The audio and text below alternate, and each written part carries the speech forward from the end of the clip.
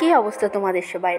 আমার অবস্থা অনেক ভালো। আজকে দেখাবো আমার একটু একটু করে জমানো টাকা আজ কত বড় হয়েছে। এখানে টোটাল 20,000 টাকা আছে। তো যাই হোক, এই টাকাটা আমি প্রতি মাসে আমার বরের থেকে নিতাম একটু একটু করে। কখনো আমার মা দিছে, সেই টাকাটাও রেখে দিয়ে কাছ থেকে কোনো মাসে হয়তো 2,000 নিয়েছি, কোনো মাসে 1,000 টাকা নিয়েছি। এই টাকাটা কিন্তু আমি খরচ করিনি, কষ্ট করে রেখে দিয়েছি। আমি একটু টাকা কম খরচ করি, এই জন্য অবশ্য সবাই আমাকে কিপটে বলে ডাকে। তো যাই হোক, কিপটে বলুক, কোনো সমস্যা নেই। টাকাটা রাখতে পেরেছি, এটাই আসল কথা। তো দেখো, অবশেষে অনেক কষ্ট করে আমার প্লাস্টিকের যে ঘট আছে, ঘট বলি আমরা, এই ঘরটা এখন কাটবো। এটা দেখো কত টাকা হয়েছে। দেখো টোটাল এখানে 20,000 টাকা আছে। এই টাকাটা দিয়ে আমি একটা স্বর্ণের গয়না বানাতে চাচ্ছি, যদিও স্বর্ণের এখন অনেক দাম। বাদ বাকি টাকাটা আমার বরই দেবে, ও বলেছে দেবে, এখন জানি না কি হবে। তো যাই হোক, সবাই অনেক ভালো থেকো।